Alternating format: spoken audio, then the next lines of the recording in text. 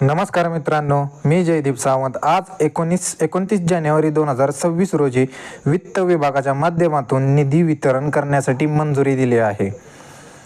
त्याच्याच संदर्भातील एक महत्त्वाचा असा जार आज 29 जानेवारी 2026 रोजी जाहीर करण्यात आलेला आहे.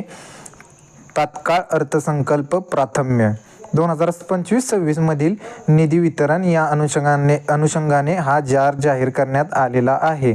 याच्या संदर्भातील हे परिपत्रक आपण पाहू शकता. 2025-26 मध्ये डिसेंबर 2025 अखेरीस 60% निधी वित्त विभागाच्या माध्यमातून मंजुरी देण्यात आलेली होती आणि आता 2025-26चे सुधारित अंदाज निश्चित करण्याची कार्यवाही सुरू आहे. या कारणास्तव खालील नमूद योजनांची निधी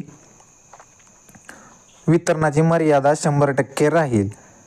तर काय आहेत त्या योजना, चला जाणून घेऊया. जिल्हा वार्षिक योजना, आमदार स्थानिक विकास कार्यक्रम, केंद्र पुरस्कृत योजनेतील केंद्र व समरूप राज्य हिस्सा, 15व्या वित्त आयोगाच्या तरतुदी, केंद्र शासनाकडून राज्यांना भांडवली गुंतवणुकीसाठी विशेष सहाय्य योजनेअंतर्गत 50 वर्षे मुदतीचे बिनव्याजी कर्ज, नाबार्ड, सीडबी, NHB या संस्थांकडून प्रतिपूर्ती स्वरूपात प्राप्त होणाऱ्या कर्जासाठीची तरतूद, बाह्य सहाय्यित योजनेतील बाह्य हिस्सा, राज्य हिस्सा व कर्ज, केंद्र पुरस्कृत SNA स्पर्शवर ऑन बोर्ड झालेल्या योजनांबाबत केंद्र शासनाने केलेल्या मातृमंजुरीच्या मर्यादेत राज्य हिस्सा.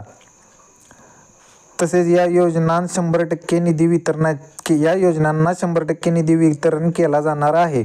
तसेच वेतन असेल, भत्ता असेल, मजुरी असेल इत्यादी यांना देखील 95%, 80%, 100% या प्रमाणामध्ये निधी वितरित केला जाणार आहे.